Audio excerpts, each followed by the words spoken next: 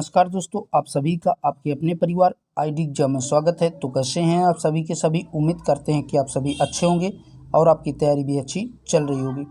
तो दोस्तों, आज की क्लास में हम डीएलएड थर्ड सेमेस्टर के कंप्यूटर के जितने भी आपके 2016 से लेकर के 2024 के प्रीवियस ईयर क्वेश्चन पेपर हैं, उन सभी के आज इस क्लास में लघु उत्तरी क्वेश्चनों को कवर करने वाले हैं। और साथ ही बता दें कि हमने डीएलएड के अन सब्जेक्ट की भी क्लासेस पूरी करवा दिया है, प्रीवियस ईयर क्वेश्चन पेपर की, और इस कंप्यूटर की भी अति लघुत्तरी और बहुविकल्पी की एक साथ जो है क्लास हमने करवा दिया है। तो जिन लोगों ने वो क्लास नहीं देखा है तो चैनल के प्लेलिस्ट में जा करके देख सकते हैं, और चैनल पे नए हैं तो चैनल को सब्सक्राइब कर बेल आइकन को दबा दीजिए ताकि आगे आने वाले क्लासेस के नोटिफिकेशन आप तक पहुंचते रहें। आप किसी भी सेमेस्टर की तैयारी कर रहे हों तो इस संस्थान में आईडी एग्जाम में डीएलएड, बीटीसी, बीएड और समस्त वनडे एग्जाम की कंप्लीट तैयारी करवाई जाती है निःशुल्क। तो चलिए दोस्तों, कंटिन्यू करते हैं आज की क्लास को। तो क्वेश्चन है, प्रसार भारती द्वारा ज्ञान विकास के लिए प्रदान किए जाने वाली सेवाओं को बताइए। तो आपको बताना है कि प्रसार भारती द्वारा ज्ञान विकास के लिए जो है प्रदान किए जाने वाली सेवाएं कौन सी हैं। तो बता दें, प्रसार भारती द्वारा देश के एक लोक सेवा प्रसारक होने के कारण प्रसार भारती की देश में दूर दराज भागों तक पहुंच है, जो भारत की जनता को सूचना, शिक्षा और मनोरंजन प्रदान करने की सामाजिक उत्तरदायित्व जो है सुनिश्चित करता है। प्रसार भारती द्वारा स्वास्थ्य, शिक्षा, तकनीकी, विज्ञान एवं राष्ट्रीय एकता आदि के क्षेत्र में जो है प्रमुख कार्य किए जाते हैं। अब वो कार्य कौन कौन से हैं देख लेते हैं। प्रसार भारती में दूरदर्शन तथा रेडियो की गतिविधियों द्वारा राष्ट्रोपयोगी बनाने वाली शैक्षिक गतिविधियों को जो है नियंत्रण करने का कार्य किया जाता है। आज दूरदर्शन एवं रेडियो पर जो है प्रस्तुत किए जाने वाले कार्यक्रमों का उपयोग प्रत्येक क्षेत्र के व्यापक रूप से हो रहा है। बच्चों के लिए रेडियो एवं दूरदर्शन पर अनेक प्रकार के कार्यक्रम प्रसारित होते हैं, जो उनको शिक्षा प्रदान करने में उपयोगी सिद्ध हो रहे हैं। ठीक है दोस्तों, नोट डाउन कर लीजिए। फिर बढ़ते हैं नेक्स्ट क्वेश्चन की ओर। अगला क्वेश्चन है, शिक्षा दूरदर्शन को समझाइए। तो आपसे पूछा है कि शिक्षा दूरदर्शन को आपको बताना है। तो आपकी हेडिंग पड़ेगी शिक्षा दूरदर्शन। तो बता दें, 20वीं शताब्दी की वैज्ञानिक उपलब्धियों में दूरदर्शन का नाम प्रमुख रूप से लिया जाता है। दूरदर्शन ने भी शिक्षा जगत में क्रांतिकारी परिवर्तन किए हैं। दूरदर्शन रेडियो से कई कदम आगे बढ़ गया है। रेडियो पर हम केवल ध्वनि ही सुन सकते हैं, जबकि दूरदर्शन पर हम आवाज़ के साथ साथ व्यक्ति के चित्र तथा उसकी सभी क्रियाओं को स्पष्ट रूप से देख सकते हैं। दूरदर्शन विद्यार्थियों की आंखों और कानों को जो है सक्रिय रखता है। रेडियो की भांति दूरदर्शन में जो है पाठों का प्रसारण भी किया जाता है।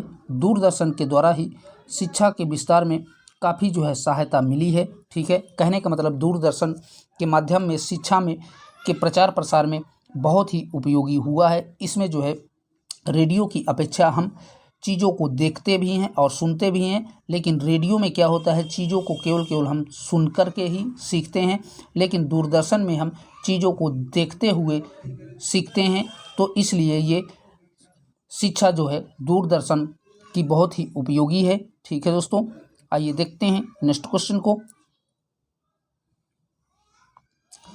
अगला है, टेली कॉन्फ्रेंसिंग का परिचय दीजिए।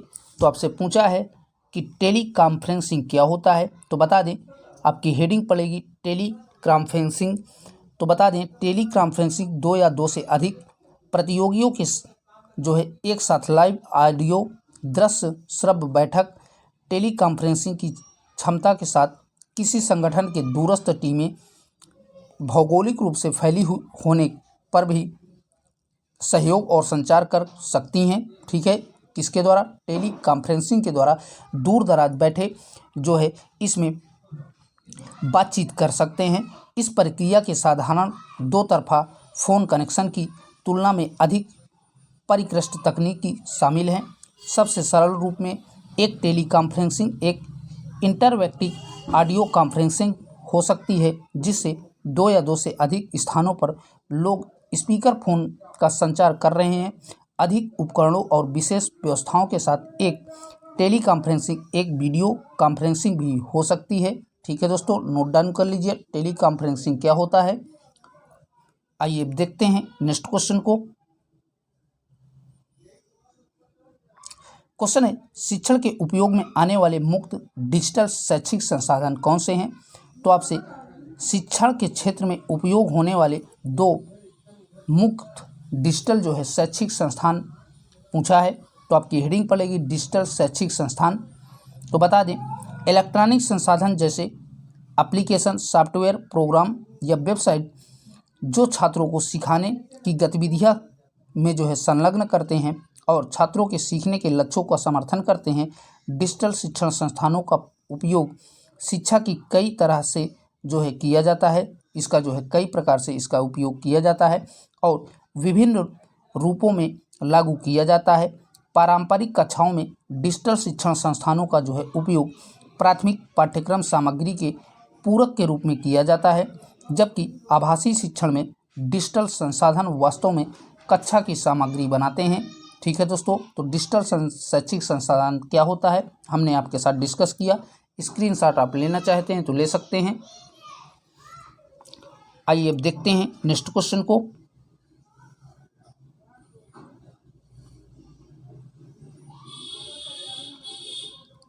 अगला जो क्वेश्चन है कह रहा है कि ई ट्यूशन की संक्षेप में समझाइए। तो आपसे ई ट्यूशन के बारे में पूछा है। तो बता दें, आपकी हेडिंग पड़ेगी ई ट्यूशन। तो ऑनलाइन ट्यूशन एक ऑनलाइन आभासी या नेटवर्क वाले वातावरण में ट्यूशन की एक प्रकार की ये प्रक्रिया है जिसमें शिक्षक और शिक्षार्थी अलग अलग भौतिक स्थानों से भाग लेते हैं। कहने का मतलब ई ट्यूशन का मतलब है ऑनलाइन जो है ट्यूशन करना। तो छात्र कहीं और रहता है और शिक्षक कहीं और रहता है, दूर दराज रह कर के भी इस प्रणाली ई ट्यूशन के माध्यम से शिक्षा ग्रहण की जाती है। ठीक है, उपयोगकर्ता के अलग अलग समूहों के लिए कई अलग अलग तरीके का उपयोग करके ऑनलाइन ट्यूशन का अभ्यास किया जाता है। अंतर सामग्री और उपयोगकर्ता इंटरफेस के साथ साथ जो है शिक्षण शैलियों और शिक्षण प्रशिक्षण पद्धतियों में से एक है ये। ठीक है, तो इतना इस पे लिख देंगे तो पर्याप्त है। ठीक है दोस्तों, ई ट्यूशन में। आइए अब देखते हैं नेक्स्ट क्वेश्चन को। क्वेश्चन है, कार्यालय कार्य में सूचना एवं संचार प्रौद्योगिकी के गुणों को समझाइए। तो आपसे पूछा है कि कार्यालय कार्य में सूचना एवं संचार प्रौद्योगिकी के क्या जो है गुण हैं उनको आपको बताना है। तो बता दें, सूचना और संचार प्रौद्योगिकी जो है सूचना प्रौद्योगिकी के लिए एक जो है विस्तारित शब्द है जो कि एकीकृत संचार की जो है भूमिका पर जोर देता है और दूरदर्शन और कंप्यूटर के एकीकरण के साथ साथ जो है आवश्यक इंटरप्राइज सॉफ्टवेयर, मिडिलवेयर, भंडारण और दृश्य शब्द जो उपयोगकर्ता को जानकारी तक जो है पहुंचाने का कार्य करते हैं, संग्रहित करते हैं, उनको जो है समझने और हेर फेर करने में जो है सक्षम बनाता है। कौन जो है ये जो है सूचना और संचार प्रौद्योगिकी। ठीक है, अब इनके जो है गुण जान लेते हैं। कार्यालय में जो है इनके क्या क्या गुण हो सकते हैं। तो आपका पहला पॉइंट बनेगा, सूचनाओं के आवागमन मन में जो है गतिशील प्रदान करता है ये। दूसरा आपका पॉइंट बनेगा, सूचनाओं के संचारण की सुरक्षात्मक और मिथ्यवादी व्यवस्था प्राप्त करता है। तीसरा आपका बनेगा, कार्यालय की गतिविधियों को पूर्ण करने के लिए एक कुशल और प्रभावी रूपरेखा प्रदान करता है। चौथा आपका इसमें पॉइंट बनेगा कि कार्यालय के कामकाज के सभी पहलुओं के मुख्य रूप से जो है ये योगदान देता है। ठीक है दोस्तों, ये आपका सूचना एवं प्रसार प्रौद्योगिकी के गुण है। चलिए अब देखते हैं नेक्स्ट क्वेश्चन को। अगला जो क्वेश्चन है कह रहा है कि meritnation.com से आप क्या समझते हैं। तो आपसे पूछा है कि meritnation.com क्या है। तो बता दें कि आपकी हेडिंग पड़ेगी meritnation.com, ये आपकी हेडिंग पड़ेगी। ठीक है दोस्तों, तो बता दें meritnation.com एक साइट है।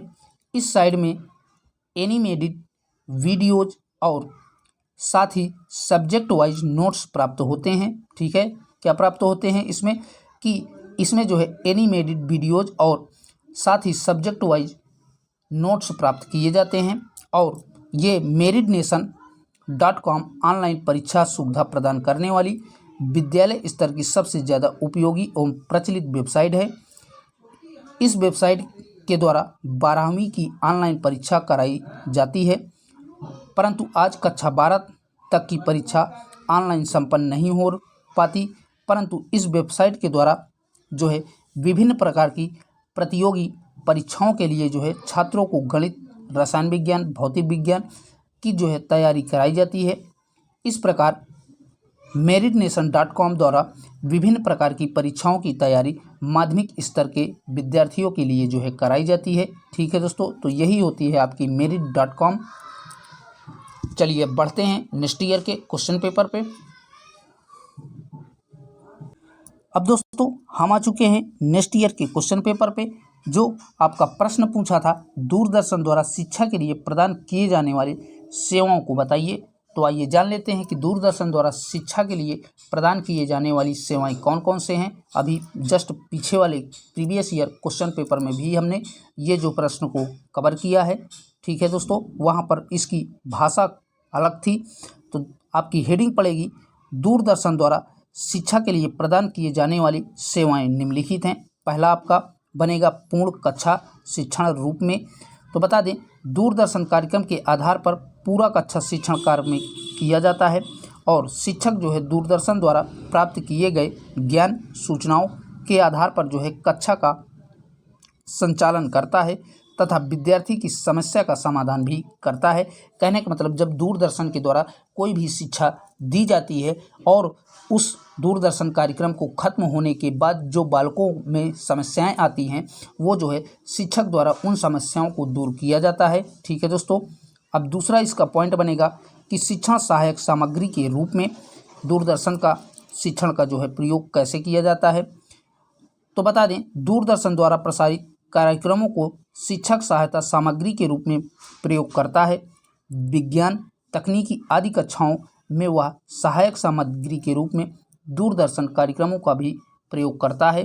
ठीक है दोस्तों, तीसरा आप इस पे लिखेंगे कि मुख्य शिक्षण सामग्री के रूप में। तो बता दें, आपकी तीसरी हेडिंग पड़ेगी मुख्य शिक्षण सामग्री के रूप में। तो इसमें होता है कि पाठ को पढ़ाने में शिक्षक सर्वप्रथम दूरदर्शन कार्यक्रम को मुख्य स्थान देता है और तत्पश्चात यानी उसके बाद अपने शिक्षण के द्वारा पाठ्य वस्तु को विद्यार्थियों तक पहुंचाने में पुनर्बलन प्रदान करता है। ठीक है, चौथा इस पे आप पॉइंट बनेगा कि पूरक शिक्षण के रूप में इसका दूरदर्शन शिक्षण का जो है प्रयोग किया जाता है।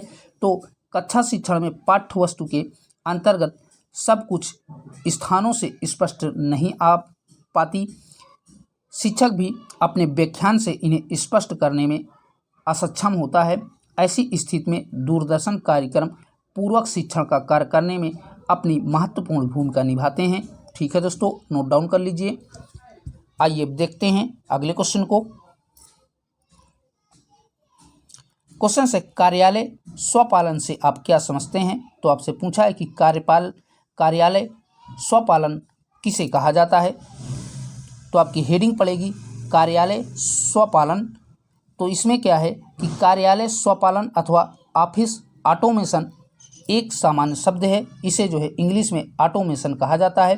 तो यह एक प्रकार का सामान्य शब्द है जो विभिन्न प्रकार के कंप्यूटर सिस्टम और सॉफ्टवेयर का वर्णन करता है, जिसका उपयोग कार्यों को निष्पादित करने के लिए डिजिटल रूप से एकत्र करने, स्टोर करने, बदलने एवं कार्यालय की जानकारी का उपयोग करने के लिए किया जाता है। संक्षेप में हम कह सकते हैं कि कार्यालय स्वपालन अथवा ऑफिस ऑटोमेशन डेटा को जो है प्रतिबंधित करने में जो है मदद करता है। यही जो है कार्यालय स्वपालन होता है। ठीक है दोस्तों, नोट डाउन कर लीजिए। फिर बढ़ते हैं नेक्स्ट क्वेश्चन की ओर। आइए देखते हैं नेक्स्ट क्वेश्चन को। क्वेश्चन कह रहा है प्रसार भारती द्वारा दी जाने वाली शैक्षिक सेवाएं कौन सी हैं। तो अभी थोड़ी देर पहले इसके जस्ट पीछे वाले में भी हमने इस क्वेश्चन को कवर किया है। यहाँ पर इस क्वेश्चन को हम नहीं कवर करेंगे, बार बार उसी क्वेश्चन को रिपीट करके हम आपका समय नहीं बर्बाद करना चाहते हैं, क्योंकि एग्ज़ाम बिल्कुल आपके पास में है। ठीक है दोस्तों, जो नए क्वेश्चन होंगे केवल उन्हीं को हम कवर करेंगे। चलिए देखते हैं अगले क्वेश्चन को।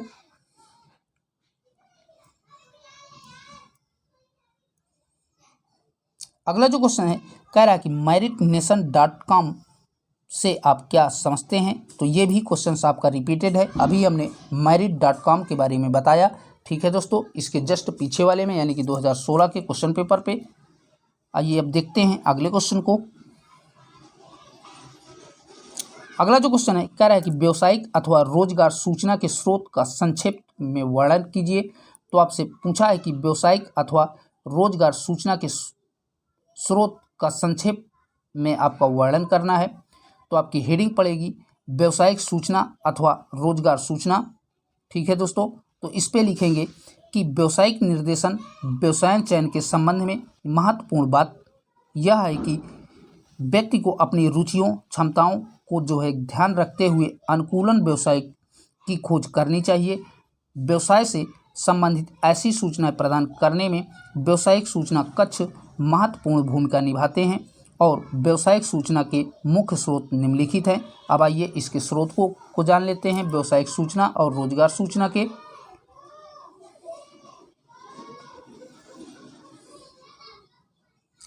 तो इसका पहला स्रोत है समाचार पत्र।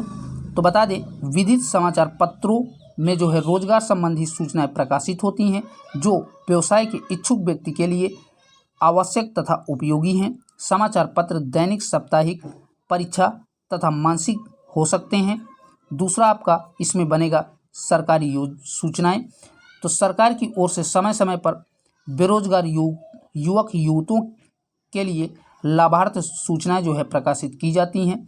ऐसी सूचनाएं राजकीय संस्थानों में नियुक्त तथा प्रशिक्षण से संबंधित होती हैं, ठीक है दोस्तों। तीसरा आप इसमें पॉइंट लिखेंगे कि रोजगार कार्यालय। तो इस पे है कि रिक्त पदों एवं प्रशिक्षण आदि के संबंधित सूचनाएं रोजगार कार्यालयों में प्राप्त हो सकती हैं। ये जो है कार्यालय बेरोजगार तथा महत्वाकांक्षी युवक युवतियों के लिए समय समय पर व्यावसायिक सूचनाएं उपलब्ध कराते हैं। इस उद्देश्य से प्रत्येक जिले में एक रोजगार कार्यालय होता है, ठीक है दोस्तों। अब नेक्स्ट इसकी हेडिंग पड़ेगी वार्ताएं। चौथी, तो बता दें वार्ताएं जो है व्यावसायिक सूचना कक्ष समय समय पर विभिन्न प्रकार के व्यवसायों के संबंध में वार्ताएं करते हैं। इन वार्ताओं में जो है अलग अलग क्षेत्रों के विशेषज्ञ आमंत्रित किए जाते हैं, ठीक है दोस्तों, नोट डाउन कर लीजिए। आइए देखते हैं अगले क्वेश्चन को। ये भी क्वेश्चन दोस्तों आपका रिपीटेड है, ठीक है।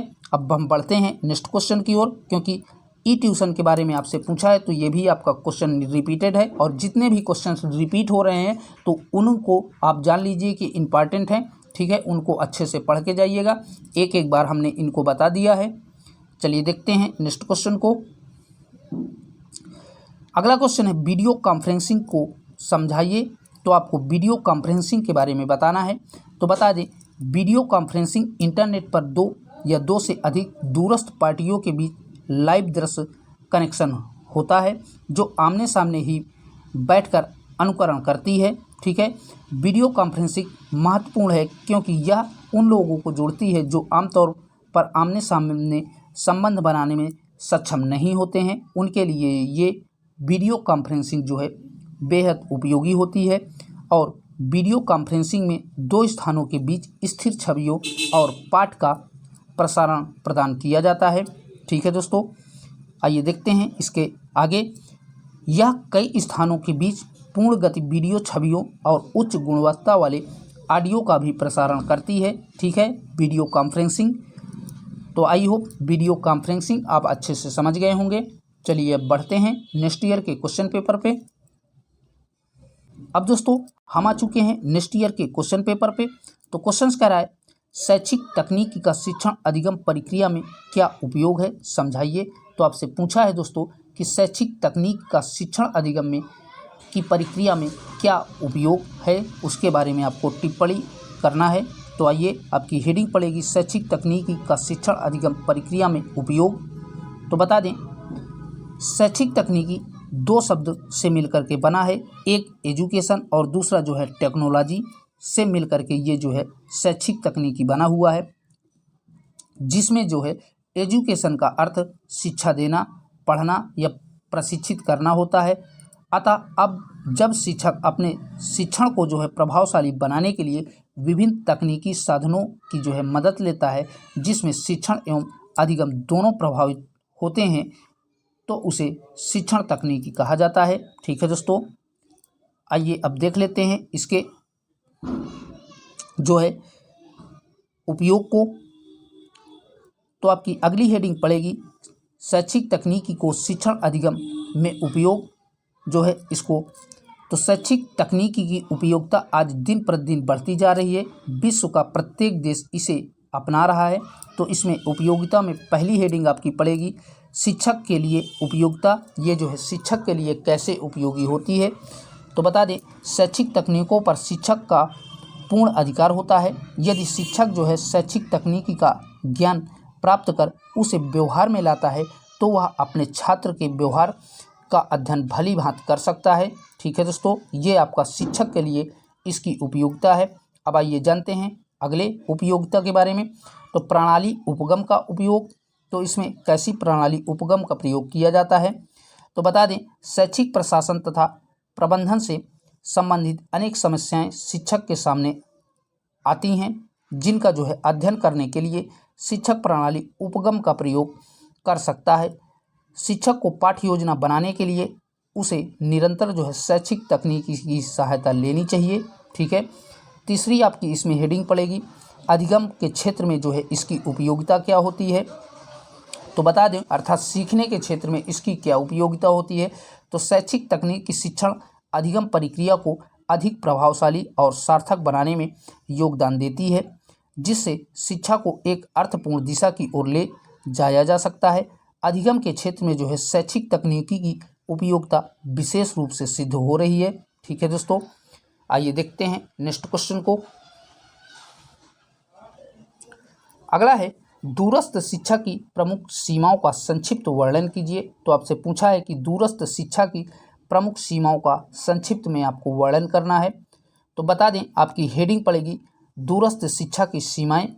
तो इस पे लिखेंगे आधुनिक परिवेश में दूरस्थ शिक्षा की उपयोगिता एवं आवश्यकता बहुत अधिक है, परंतु फिर भी इसकी कुछ सीमाएं होती हैं।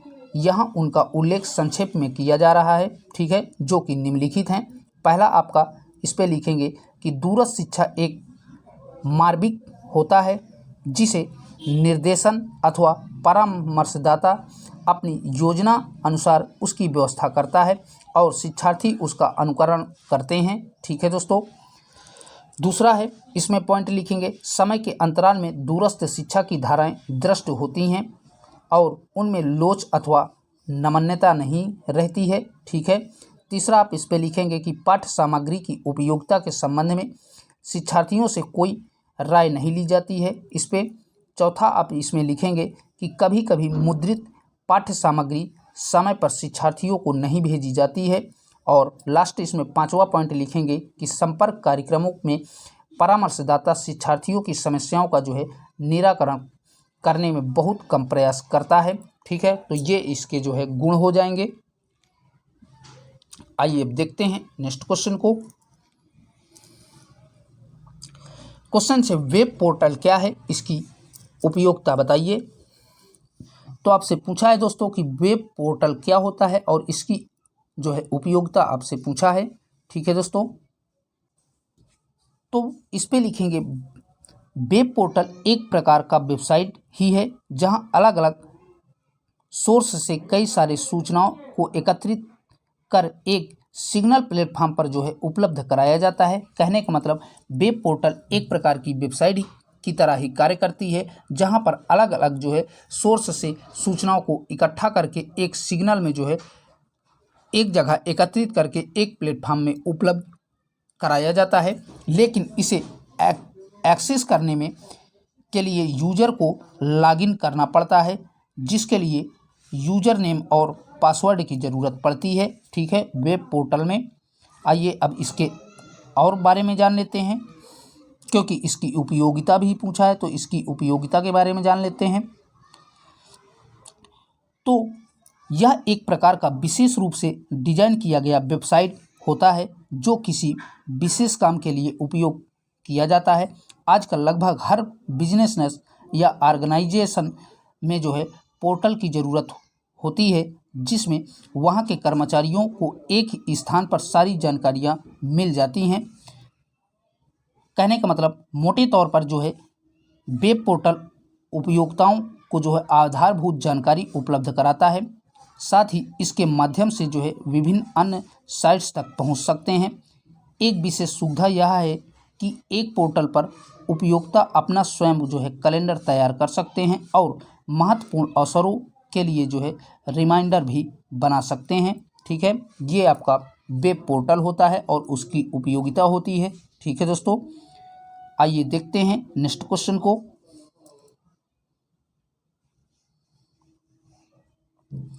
अगला है मुक्त शैक्षिक संस्थान अर्थात OER क्या होते हैं, समझाइए। तो आपसे पूछा है कि मुक्त शैक्षिक संस्थान OER क्या होते हैं, समझाइए। तो आपकी हेडिंग पड़ेगी मुक्त शैक्षिक संस्थान अर्थात OER।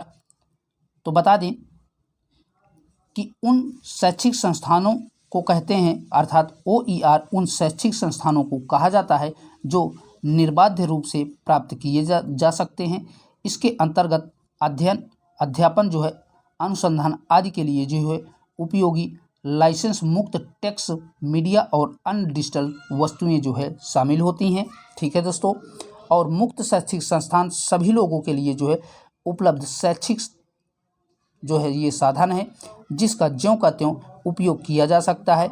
उन्हें एक दूसरे से मिलाया या जुलाया जा सकता है।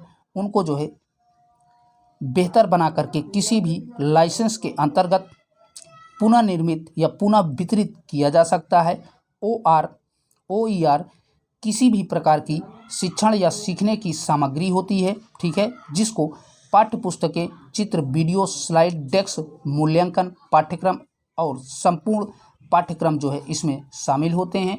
ठीक है दोस्तों, आइए देखते हैं नेक्स्ट क्वेश्चन को।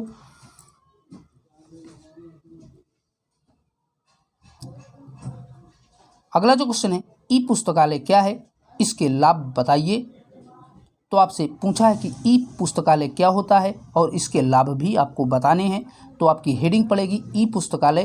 तो आइए जान लेते हैं कि ई पुस्तकालय क्या होता है।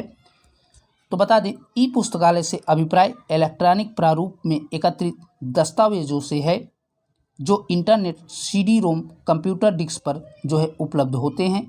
ये एक विशिष्ट पुस्तकालय पर आश्रित दस्तावेज होते हैं। एक पाठ्य पत्र, पत्रिका, पुस्तकों, दृश्यों, प्रति छायाओं या प्रति ध्वनिक पंजिकाओं को जो है एक दृश्य को ग्रहण करने में समर्थ रहता है। ठीक है, अब आइए जान लेते हैं कि ई पुस्तकालय के लाभ क्या क्या हैं। तो आपकी हेडिंग पड़ेगी ई पुस्तकालय के लाभ। तो बता दें, ई पुस्तकालय किसी क्षेत्र, भवन या स्थान तक जो है सीमित नहीं होते हैं।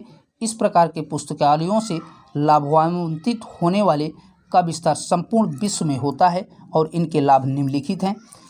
तो कम स्थान की आवश्यकता, कम लागत से अधिक लाभ, सूचनाओं की नवीनतम जानकारी, प्रशिक्षण में उपलब्धता और संचारित उपागमन, ये सभी के सभी ई पुस्तकालय के जो है लाभ होते हैं। ठीक है दोस्तों, नोट डाउन कर लीजिए। फिर बढ़ते हैं अगले नेक्स्ट ईयर के क्वेश्चन पेपर पे।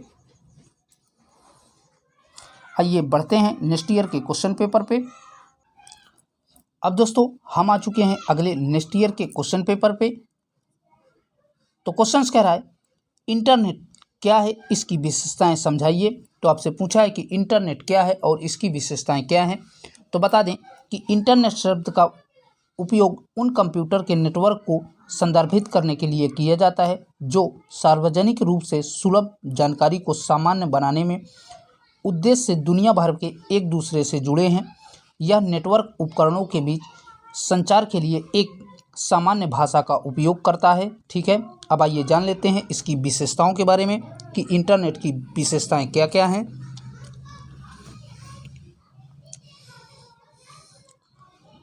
तो आपका पहला पॉइंट बनेगा कि यह जो है सहयोगात्मक है। इसका अर्थ है कि हर कोई इंटरनेट पर जो है जानकारी साझा कर सकता है।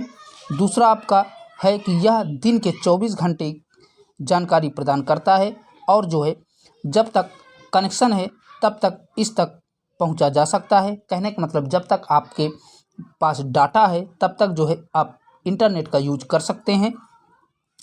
तीसरा आपका इसमें बनेगा कि इसे किसी भी डिवाइस से तुरंत एक्सेस किया जा सकता है और संदेश तुरंत प्रसारित हो जाते हैं। चौथा आप इस पे लिखेंगे कि इसका विकास असीमित और सहयोगात्मक है। कहने का मतलब इसके जो है विकास की कोई सीमा नहीं है, ये कहीं पर भी जो है एक्सेस किया जा सकता है और जो साझा तरीके से नेटवर्क के नए कनेक्शन की अनुमति भी देता है। पांचवा आप इस पे लिखेंगे कि इसका उपयोग जानकारी खोजने से लेकर के अनुसंधान, सामाजिक संपर्क, प्रत्यक्ष संचार, शिक्षा, वित्तीय संचालन आदि में जो है किया जाता है। ठीक है, अर्थात कहने का मतलब इंटरनेट का प्रयोग हर क्षेत्र में किया जाता है। ठीक है दोस्तों, अब बढ़ते हैं नेक्स्ट क्वेश्चन की ओर।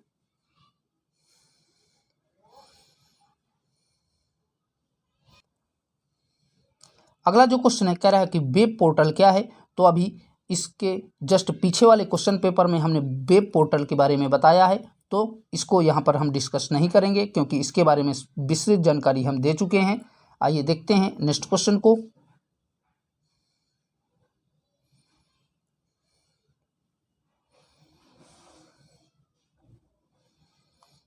अगला जो क्वेश्चन है कह रहा है कि शिक्षा में ई प्रयोगशाला या ई पुस्तकालय तथा ई संग्रहालय का क्या महत्व है, स्पष्ट कीजिए।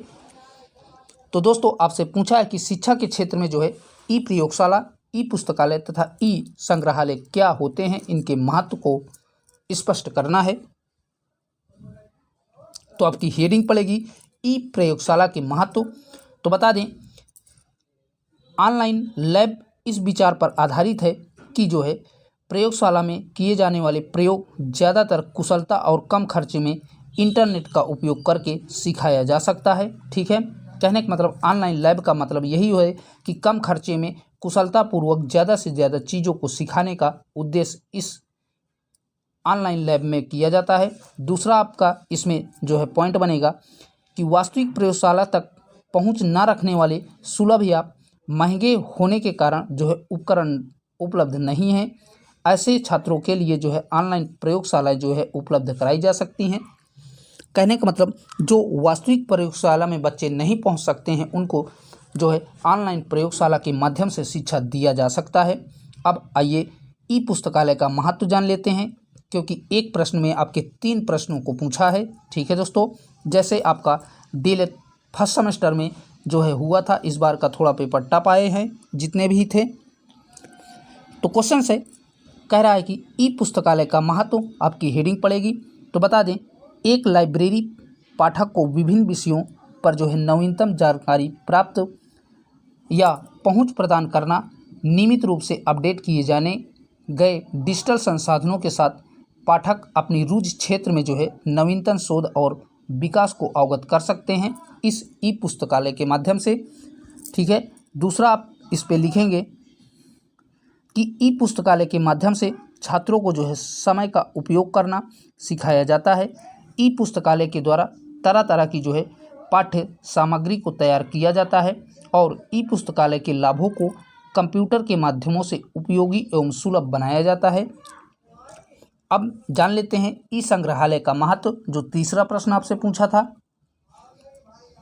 तो आपकी हेडिंग पड़ेगी कि ई संग्रहालय का महत्व। ठीक है दोस्तों, तो इस पे आप लिखेंगे कि ई संग्रहालय के माध्यम से शिक्षक के मार्गदर्शक से उन समस्त सामग्रियों को प्राप्त किया जाता है जिसमें उसकी रुचि होती है। इससे जो है शिक्षण अधिगम प्रक्रिया प्रभावशाली रूप से संपन्न होती है। तो दूसरी ओर छात्रों को अधिगम का स्तर अर्थात सीखने का स्तर भी बढ़ जाता है। ठीक है दोस्तों, इसमें आप दूसरा पॉइंट लिखेंगे कि ई संग्रहालय के प्रयोग से शिक्षण अधिगम प्रक्रिया स्वतंत्र एवं स्वाभाविक रूप से पूर्ण होता है। छात्र अपनी रुचिपूर्ण एवं सरल सामग्री को खोजकर अध्ययन करता है। इससे उसका जो है शैक्षिक विकास सर्वोत्तम रूप से होता है और अधिगम का स्तर भी बढ़ जाता है। तीसरा इस पे पॉइंट लिखेंगे कि ई संग्रहालय में छात्र विशेष जो है विषय की शिक्षण सामग्री को कंप्यूटर के माध्यम से जो है प्राप्त कर सकते हैं। तो ये जो है ई संग्रहालय का महत्व है। ठीक है दोस्तों, आइए देखते हैं नेक्स्ट क्वेश्चन को। क्वेश्चन है दूरस्थ शिक्षा के कार्य को समझाइए। तो आपको दूरस्थ शिक्षा के कार्यों का वर्णन करना है। तो इस पर आपकी हेडिंग पड़ेगी कि दूरस्थ शिक्षा के कार्य। तो पहला आपका पॉइंट बनेगा कि दूरस्थ शिक्षा जो है औपचारिक शिक्षा के लाभ से वंचित लोगों को लाभ प्रदान करती है। दूसरा आप लिखेंगे कि राज्य सरकारों एवं विश्वविद्यालयों को युक्त शिक्षण संस्थान खोलने हेतु ये परामर्श देती है, दूरस्थ शिक्षा। तीसरा इस पे लिखेंगे कि दूरस्थ शिक्षा या दूर शिक्षा द्वारा छात्रों के तकनीकी स्तर का जो है विकास होता है, क्योंकि इसमें रेडियो, टेलीविज़न आदि के माध्यमों से शिक्षा प्रदान की जाती है दूरस्थ शिक्षा में। आइए अब इसके नेक्स्ट पॉइंटों को देख लेते हैं। अगला पॉइंट है इसका, दूरस्थ शिक्षण संस्थानों द्वारा प्रदान किए जाने वाले वित्तीय अनुदान को जो है प्रबंधन बोर्ड जो है अग्रसर करना। ये जो है दूरस्थ शिक्षा के लाभ हैं या उपयोग हैं। ठीक है दोस्तों, आइए बढ़ते हैं अगले क्वेश्चन की ओर। क्वेश्चन से प्रसार भारती की शैक्षिक सेवाओं को स्पष्ट कीजिए। तो आपसे पूछा है कि प्रसार भारती की शैक्षिक सेवाओं को स्पष्ट करना है। तो बता दें आपकी हेडिंग पड़ेगी प्रसार भारती की शैक्षिक सेवाएं। तो प्रसार भारती अधिनियम के तहत स्थापित एक वैधानिक स्वायत्ता निकाय है जो है 23 नवंबर 1997 को जो है अस्तित्व में आया था। यह देश के लोक सेवा प्रसारक हैं। इस संस्था के द्वारा जो है स्वास्थ्य शिक्षा, तकनीकी शिक्षा और विज्ञान एवं राष्ट्रीय एकता आदि के क्षेत्र में जो है प्रमुख कार्य करती है। कौन? ये प्रसार भारती शैक्षिक शिक्षा जो है, इसकी स्थापना संसद में पारित एक अधिनियम के द्वारा के आधार पर की गई थी। इस संस्था में जो है दूरदर्शन एवं रेडियो की गतिविधियों द्वारा राष्ट्र उपयोग बनाने वाली जो है शैक्षिक गतिविधियों को निरंतर किया जा रहा है। ठीक है दोस्तों, किसके द्वारा? प्रसार भारती में। इसमें जो है क्या होता है कि प्रसार भारती के तहत रेडियो एवं दूरदर्शन में प्रत्येक कार्यक्रमों का उद्देश्य निष्ठ बनाया गया है। फिर इस पे लिखेंगे कि आजकल दूरदर्शन एवं रेडियो पर प्रस्तुत किए जाने वाले कार्यक्रमों का उपयोग प्रत्येक क्षेत्र में व्यापक रूप से हो रहा है। बच्चे के लिए दूरदर्शन एवं रेडियो पर अनेक कार्यक्रम प्रसारित होते हैं जो उनको शिक्षा प्रदान करने के लिए उपयोगी सिद्ध हो रहे हैं। इतना आप इसमें लिख देंगे तो पर्याप्त है। ठीक है दोस्तों, लॉन्ग आंसर में बहुत ज़्यादा बड़ा भी मत लिखिएगा, क्योंकि आपको समय भी मैनेज करना है। एक ही क्वेश्चन में पूरा टाइम मत दे दीजिएगा। आइए अब देखते हैं नेक्स्ट क्वेश्चन को।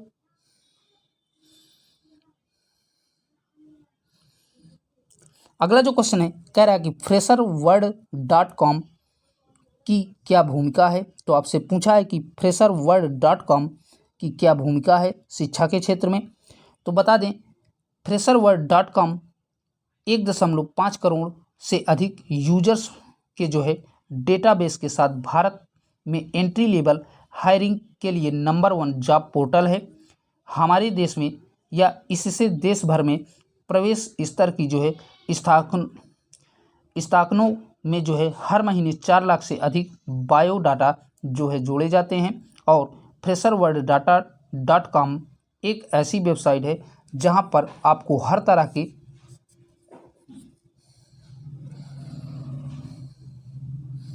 नौकरियां मिलती हैं। अगर आप नौकरी की तलाश कर रहे हैं तो यह वेबसाइट नौकरी की तलाश करने वाले या आपको बहुत मदद करेगी। ठीक है, इस वेबसाइट की खास बात यह है कि अगर आपको यह नौकरी प्रोवाइड कराती है तो आपको कुछ पैसे चार्ज करती है। ठीक है, अगर ये वेबसाइट नौकरी दिलाती है तो कुछ ना कुछ आपसे चार्ज ज़रूर लेगी। यदि आप जॉब की तलाश कर रहे हैं तो आप इस वेबसाइट पर विजिट कर सकते हैं। ठीक है दोस्तों, और अपनी योग्यता एवं अर्हता के अनुसार नौकरी देख सकते हैं। ठीक है दोस्तों, इस वेबसाइट के माध्यम से। चलिए देखते हैं नेक्स्ट क्वेश्चन को। क्वेश्चन है विद्यालय प्रबंधन में टेली कॉन्फ्रेंसिंग तथा सीवी की उपयोगिता को स्पष्ट कीजिए। तो आपसे पूछा है कि विद्यालय प्रबंधन में टेली कॉन्फ्रेंसिंग तथा सीवी की उपयोगिता को स्पष्ट करना है। तो आपकी हेडिंग पड़ेगी टेली कॉन्फ्रेंसिंग। तो बता दें, टेली कॉन्फ्रेंसिंग दो या दो से अधिक लोगों के बीच में संचार करने के लिए एक दूर संचार उपकरण का जो है उपयोग है। इसमें फ़ोन पर वीडियो चैट सॉफ्टवेयर का जो है उपयोग करके कॉन्फ्रेंस कॉल शामिल हो सकती है। इस विधि से जो है कई स्थानों पर बैठे व्यक्तियों से इस प्रकार बातचीत होती है जैसे कि वे सभी व्यक्ति एक स्थान पर बैठे हों, ठीक है। और टेली कॉन्फ्रेंसिंग के आजकल कई रूप देखने को मिलते हैं, जैसे audio conferencing, video conferencing, computer conferencing, ये सभी जो है इसके प्रकार हैं। अब आइए जानते हैं वीडियो कॉन्फ्रेंसिंग क्या होती है। तो वीडियो कॉन्फ्रेंसिंग जो है के द्वारा दो या दो से अधिक व्यक्ति विश्व के किसी भी भाग में बैठ करके ऑडियो या वीडियो के रूप माध्यम से जो है अंतःक्रिया कर सकते हैं। कहने का मतलब एक दूसरे से आसानी से बातचीत कर सकते हैं, ठीक है। वीडियो कॉन्फ्रेंसिंग एजुकेशन की एक आधुनिक एवं नई टेक्नोलॉजी है जिसमें जो है कई संप्रेरण तकनीकों का उपयोग किया जाता है, ठीक है दोस्तों। अब जान लेते हैं कि वीडियो कॉन्फ्रेंसिंग की उपयोगिता क्या है, क्योंकि एक ही प्रश्न में आपके 3 जो है क्वेश्चनों को पूछा है। तो आप इसमें जो है उपयोगिता में पूरा मत लिखिएगा, केवल हेडिंग लिख दीजिएगा कि ये दूरस्थ छात्रों के संपर्क में को बनाने में जो है सहायक होती है। ई लर्निंग में भी ये सहायक होती है वीडियो कॉन्फ्रेंसिंग, ठीक है। और टेली सेमिनार जैसे जगहों पर भी इसका उपयोग बहुत अत्यधिक किया जाता है, ठीक है दोस्तों। तो आप इसमें जो है इन हेडिंगों को ही लिख दीजिएगा। चलिए बढ़ते हैं नेक्स्ट ईयर के क्वेश्चन पेपर पे। तो दोस्तों हम आ चुके हैं अगले नेक्स्ट ईयर के क्वेश्चन पेपर पे, यानी कि 2023 का आपका ये क्वेश्चन पेपर है। अब इसका पहला लघु उत्तरीय क्वेश्चन आया था कि शिक्षा के क्षेत्र में कंप्यूटर का क्या उपयोग है। तो आपसे पूछा है कि शिक्षा के क्षेत्र में कंप्यूटर के क्या उपयोग हैं। तो आपकी हेडिंग पड़ेगी शिक्षा के क्षेत्र में कंप्यूटर का उपयोग। पहली आप इस पर लिखेंगे सुविधा। तो कंप्यूटर टेक्नोलॉजी का शिक्षा में उपयोग होने से जो है विद्यार्थियों का जीवन काफ़ी जो है सुविधाजनक हो गया है। दूसरा आप इस पे लिखेंगे कि विद्यार्थियों के प्रदर्शन में सुधार हुआ है। तो जब कंप्यूटर का शिक्षा के क्षेत्र में जो है उपयोग हुआ है तो इसका सीधा असर विद्यार्थियों के प्रदर्शन पर पड़ता है। तीसरा इस पे लिख देंगे कि रिसर्च और जानकारी में काफ़ी जो है फ़ायदेमंद है, ठीक है। तीसरा आपका हेडिंग पड़ेगी। तो प्रोजेक्ट को पूरा करने में जो है कंप्यूटर आपकी काफ़ी ज़्यादा मदद कर सकता है। कंप्यूटर उन प्रोजेक्ट को सही और सटीक जानकारी प्रदान करता है जिससे आपका प्रोजेक्ट तेज़ी से बन करके या पूरा हो सकता है, ठीक है। चौथा आप इस पे लिखेंगे कंप्यूटर कुशलता को बढ़ाता है। जब आप कंप्यूटर का उपयोग करने लगते हैं तब आपके अंदर कौशल अपने आप ही बढ़ते जाते हैं। कंप्यूटर में जो है आपको किसी दस्तावेज को सेव करना सिखाता है। यह भी एक कौशल जो कंप्यूटर के कारण आपके अंदर आई है, ठीक है दोस्तों। तो ये जो है शिक्षा के क्षेत्र में कंप्यूटर के उपयोग हैं। चलिए देखते हैं नेक्स्ट क्वेश्चन को। अगला है विकिपीडिया की उपयोगिता पर प्रकाश डालिए। तो आपसे पूछा है कि विकिपीडिया की उपयोगिता पर आपको प्रकाश डालना है। तो आपकी हेडिंग पड़ेगी विकिपीडिया। तो बता दें विकिपीडिया एक मुक्त ज्ञान कोश है जो दुनिया भर के योगदानकर्ताओं द्वारा संपादित किया जा रहा है। यह जो है बहुभाषी वेब आधारित मुख्य सामग्री ज्ञान कोश परियोजना है। विकिपीडिया शब्द दो शब्दों विकी और एनसाइक्लोपीडिया से मिलकर के बना है। विकिपीडिया संयुक्त रूप से समस्त विश्व के योगदानकर्ताओं द्वारा लिखा जाता है। कोई भी इसका जो है संपादन कर सकता है। विकिपीडिया एक मुख्य सामग्री वाला ऑनलाइन विश्वकोश है जिसे जो है विकिपीडिया के नाम से जाना जाता है। और यह जो है एक समुदाय द्वारा खुले सहयोग और विकी आधारित संपादन प्रणाली है जिसे मीडिया विकी के उपयोग के माध्यम से लिखा और प्रबंधित किया जाता है, ठीक है दोस्तों। तो नोट डाउन कर लीजिए विकिपीडिया क्या है। स्क्रीनशॉट इसका लेना चाहते हैं तो ले सकते हैं, इसे आप अपने शब्दों में भी लिख सकते हैं। चलिए देखते हैं नेक्स्ट क्वेश्चन को। क्वेश्चन है कंप्यूटर के मुख्य अंगों का वर्णन कीजिए। तो आपसे कंप्यूटर के मुख्य अंगों का जो है वर्णन पूछा है। तो बता दें कंप्यूटर मुख्य रूप से दो भागों से मिलकर के बना होता है, पहला आपका हार्डवेयर और दूसरा जो है सॉफ्टवेयर। तो आइए जान लेते हैं कि हार्डवेयर क्या होता है। तो कंप्यूटर के भौतिक हिस्से जिन्हें हम देख या छू सकते हैं वे हार्डवेयर कहलाते हैं। जैसे ये मशीनी इलेक्ट्रॉनिकल होते हैं, जैसे माउस, मॉनिटर जो है ये सभी क्या हैं, हार्डवेयर हैं। अब आइए जान लेते हैं कि सॉफ्टवेयर क्या होता है। सॉफ्टवेयर में आपकी हेडिंग पड़ेगी। तो हम कंप्यूटर को जो निर्देशित देते हैं उनकी एक नियत भाषा होती है जिसे मशीन लैंग्वेज या मशीन की भाषा कहा जाता है। इसी मशीन की भाषा में दिए जाने वाले निर्देश को प्रोग्राम कहते हैं। ठीक है दोस्तों, तो सॉफ्टवेयर उन प्रोग्रामों को कहा जाता है जिनको हम हार्डवेयर पर चलाते हैं और जिनके द्वारा हम जो है सारे काम करते हैं। बिना सॉफ्टवेयर के कंप्यूटर में कोई भी काम कर पाना असंभव है। ठीक है दोस्तों, अब इसके जो है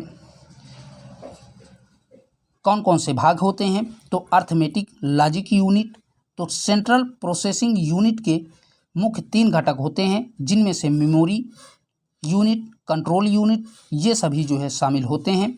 अब कंट्रोल यूनिट क्या होता है जान लेते हैं। तो कंट्रोल यूनिट हार्डवेयर की क्रियाओं को नियंत्रित और संचालित करता है।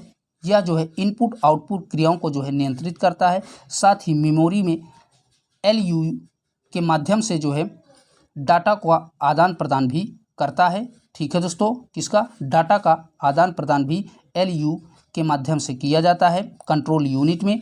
अब आइए जान लेते हैं इसके अन्य घटकों के बारे में। अब दोस्तों इसका अगला क्वेश्चन है जो है 2023 का, जो लघुत्री का आया था। कह रहा है कि शैक्षिक दूरदर्शन सेवाओं की विशेषताएं बताइए। तो ये क्वेश्चन बार बार रिपीट हो रहा है, इसको हमने 3 बार बता चुके हैं। ठीक है, कि शैक्षिक शिक्षण के क्षेत्र में दूरदर्शन की क्या महत्व है, उपयोगिता है, इसके बारे में विस्तृत जो है हमने कवर कर लिया है। आइए अब देख लेते हैं अगले क्वेश्चन को। क्वेश्चन कह रहा है वर्तमान समय में ऑनलाइन शिक्षण के महत्व पर प्रकाश डालिए। तो ये क्वेश्चंस भी हमने रिपीट कर लिया है, लेकिन यहाँ पर किसी दूसरे भाषा में पूछा है, क्योंकि पीछे वाले में पूछा था कि ई शिक्षण क्या होता है, अर्थात ऑनलाइन शिक्षण क्या होता है। यहाँ पर सीधे सीधे ऑनलाइन शब्द का प्रयोग किया गया है और वहाँ पर ई शिक्षण कहा था। तो चलिए फटाफट इसको भी देख लेते हैं।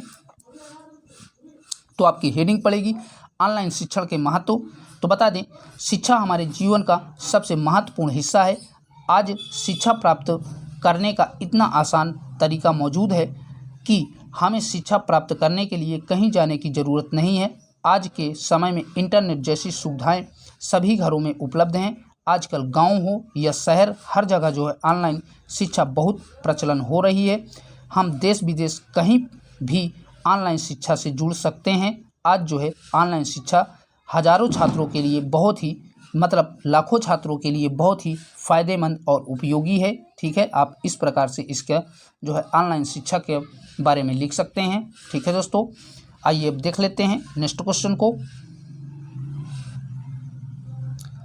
अगला है यातायात के क्षेत्र में इंटरनेट की उपयोगिता पर प्रकाश डालिए। ये आपका पहली बार क्वेश्चन मिला है दोस्तों। तो आपको यातायात के क्षेत्र में इंटरनेट की उपयोगिता पर प्रकाश डालना है। तो आपकी हेडिंग पड़ेगी यातायात के क्षेत्र में इंटरनेट की उपयोगिता। तो बता दें इंटरनेट यातायात संपूर्ण इंटरनेट के भीतर या इसके घटक नेटवर्क के कुछ नेटवर्क लिंक में डेटा का प्रवाह करते हैं।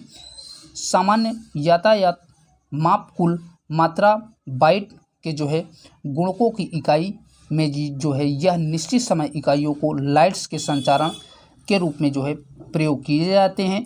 चूँकि इंटरनेट की टेलोग्राफी पदानुक्रम नहीं है, इसलिए कुल इंटरनेट यातायात के लिए माप का एक भी बिंदु संभव नहीं है। कहने का मतलब आप किताबी भाषा मत लिखिएगा, इस पे आप लिख सकते हैं पॉइंट बना करके कि यातायात के क्षेत्र में जो है इंटरनेट की उपयोगिता बहुत ही महत्वपूर्ण है। ठीक है, यातायात में जो है सिग्नल लाइटों का प्रयोग जो है इंटरनेट के माध्यम से आजकल होने लगा है। और जो व्यक्ति शराब मदिरा पी करके जो है वाहन को चलाते हैं, उसके माध्यम से वाहनों का जो है ई चालान भी इंटरनेट के माध्यम से जो है पुलिस कर्मियों द्वारा किया जाता है। ठीक है, और यातायात के क्षेत्र में जो है इंटरनेट के माध्यम से ही, अर्थात यातायात में होने वाली घटनाएं, किसी भी सड़क दुर्घटना में जो है इंटरनेट के माध्यम से ही जो है व्यक्ति के बारे में बहुत ही आसानी से जानकारी प्राप्त की जा सकती है। ठीक है, तो इस तरह से आप इसको अपनी भाषा में लिख दीजिएगा। ठीक है, किताबी भाषा में हमने इसको देखा है कि बहुत कठिन तरीके से इसकी जो है उपयोगिता के बारे में दिया गया है। ठीक है दोस्तों, आइए अब देख लेते हैं नेक्स्ट क्वेश्चन को। अगला है वीडियो कॉन्फ्रेंसिंग से आप क्या समझते हैं। तो क्वेश्चन ये आपका बार बार रिपीट हुआ है। ठीक है दोस्तों, तो ये इम्पॉर्टेंट है वीडियो कॉन्फ्रेंसिंग, और हमने जो है 2 बार इसको बता चुका है। तो आइए अब बढ़ते हैं नेक्स्ट ईयर के क्वेश्चन पेपर पे, जो कि 2024 का क्वेश्चन पेपर होगा। दोस्तों अब हम आ चुके हैं 2024 के क्वेश्चन पेपर पे। तो 2024 का जो पहला लघु उत्तरीय प्रश्न आया था, तो कह रहा है कि डाटाबेस अर्थात डोटाबेस क्या होता है, लिखिए। तो आपको डेटाबेस के बारे में पूछा है। तो बता दें, डेटाबेस एक संगठित संग्रह है जिसे डेटा को जो है व्यवस्थित और संचारित तरीके से जो है संचारित किया जाता है। इसका उपयोग डेटा को प्रबंधित या संग्रहित या पुनः प्राप्त करने के लिए जो है डेटाबेस का प्रयोग किया जाता है, और डेटाबेस को आसानी से एक्सेस, संशोधित और नियंत्रित किया जा सकता है। ठीक है दोस्तों, नोट डाउन कर लीजिए। अब जान लेते हैं इसके प्रकार क्या होते हैं, क्योंकि लॉन्ग में है तो इसके आपको प्रकार भी बताने पड़ेंगे। तो इसका पहला जो है प्रकार होता है रिलेशनल डेटाबेस। ठीक है, तो बता दें, डेटा को तालिकाओं में संग्रहित करना, जैसे कि माई एसक्यूएल, क्वेरल, ये सभी जो है रिलेशन डेटाबेस के उदाहरण हैं। ठीक है, अब आइए जान लेते हैं नॉन रिलेशनल डेटाबेस क्या होते हैं। तो डेटा को दस्तावेज के वैल्यू, ग्राफ आदि में जो है एकत्रित करना या संग्रहित करना जो है नॉन रिलेशन डेटा कहलाता है, जैसे मैंगो डीबी और कैजुआ बेस। तो ये सभी जो है नॉन रिलेशन डेटाबेस के जो है उदाहरण हैं। ठीक है दोस्तों, चलिए अब बढ़ते हैं अगले क्वेश्चन की ओर।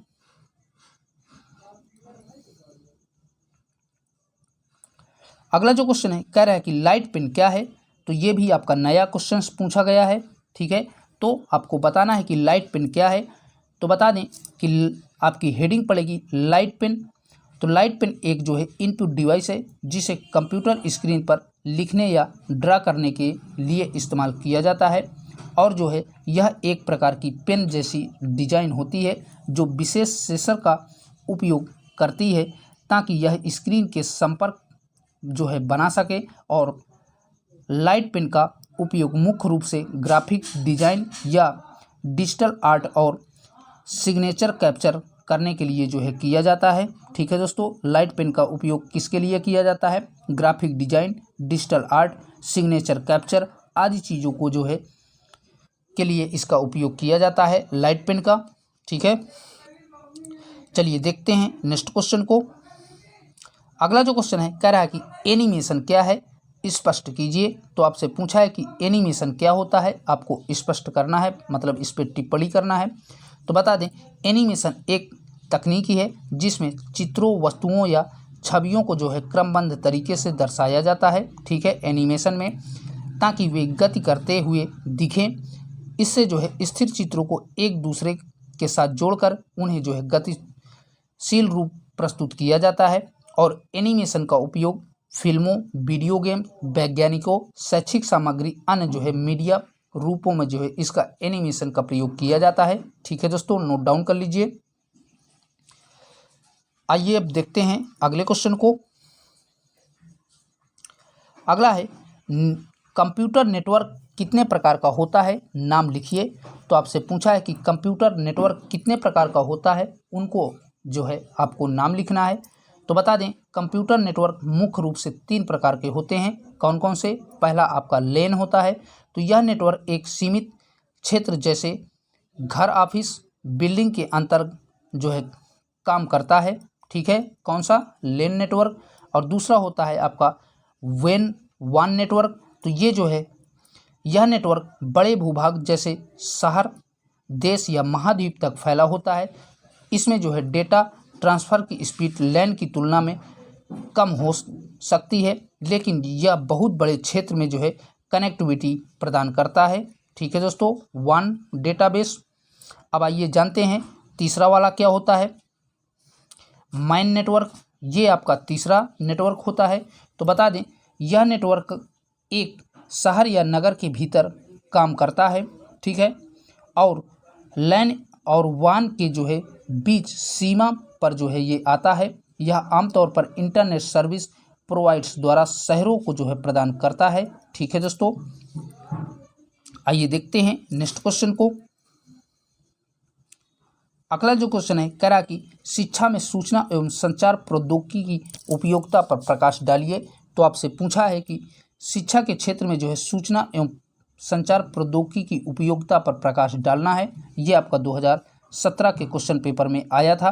तो चलिए वहाँ पर हमने इसको डिस्कस किया था, फिर भी यहाँ पर तुरंत जो है जल्दी से इसको देख लेते हैं।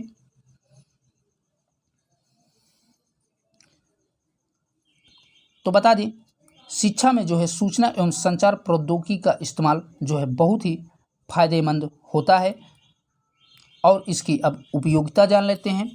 तो इससे जो है दूरस्थ शिक्षा संभव हो पाई है। दूसरा आपका इसमें पॉइंट बनेगा, यह छात्रों और शिक्षकों के जो है समय और विश्वसनीयता में जो है प्रशासनिक जानकारी देती है। तीसरा इस पे आप लिखेंगे कि इससे जो है शिक्षण संस्थानों को छात्रों को बेहतर सेवाएं देने में मदद मिलती है। और चौथा इस पे लिखेंगे कि इससे सहयोग, आलोचनात्मक सोच जैसे कौशल जो है बढ़ते हैं, ठीक है दोस्तों। ये आपका कंप्लीट हो गया। चलिए अब देखते हैं अगले क्वेश्चन को। क्वेश्चन से स्मार्ट कक्षाओं के महत्व एवं उपयोगिता पर प्रकाश डालिए। तो आपसे पूछा है कि स्मार्ट कक्षाओं के महत्व और उपयोगिता पर जो है आपको प्रकाश डालना है। तो आपकी हेडिंग पड़ेगी स्मार्ट कक्षाओं के महत्व और उपयोगिता। तो इस पे पॉइंट वाइज लिखेंगे कि स्मार्ट कक्षाओं में छात्रों का ध्यान आकर्षित करने के लिए एनिमेटेड मीडिया जैसे वीडियो, चित्र और ऑडियो का जो है इस्तेमाल किया जाता है, ठीक है। इस पे आप दूसरा पॉइंट लिखेंगे कि स्मार्ट कक्षाओं में छात्रों को जो है सहयोगात्मक चर्चा में भाग लेने का मौका मिलता है। तीसरा आप लिखेंगे कि स्मार्ट कक्षाओं में छात्रों को जो है डिजिटल रूप से साक्षर बनाया जाता है। चौथा आप इस पे पॉइंट लिखेंगे कि स्मार्ट कक्षाओं में छात्रों को समस्या का समाधान करने में भी मदद मिलती है। तो ये जो है स्मार्ट कक्षाएं के बारे में जो है उपयोगिता है, ठीक है दोस्तों। चलिए अब देखते हैं अगले क्वेश्चन को।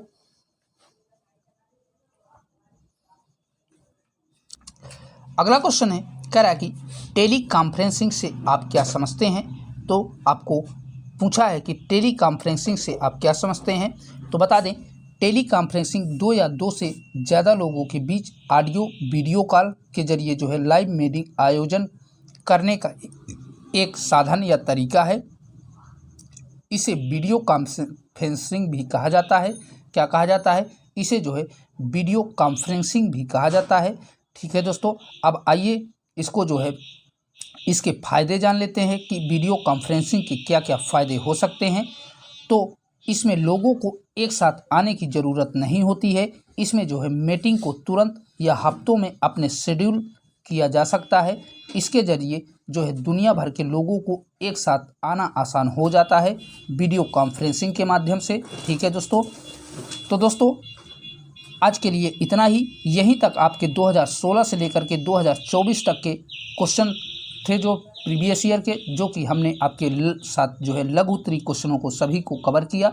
और भैया जिन लोगों ने अभी तक चैनल को सब्सक्राइब नहीं किया है तो प्लीज़ आप सभी से रिक्वेस्ट है कि चैनल को भी सब्सक्राइब कर लीजिए, ताकि अगले सेमेस्टर में जो है आपको हमारा चैनल ढूंढना ना पड़े, ठीक है। तो इसलिए आप सभी लोग जो है चैनल को सब्सक्राइब कर लीजिए। फिर मिलेंगे एक नई क्लास के साथ, तब तक के लिए सभी को बाय बाय, टेक केयर, जय हिंद। आपका जो है शुभ दिन हो।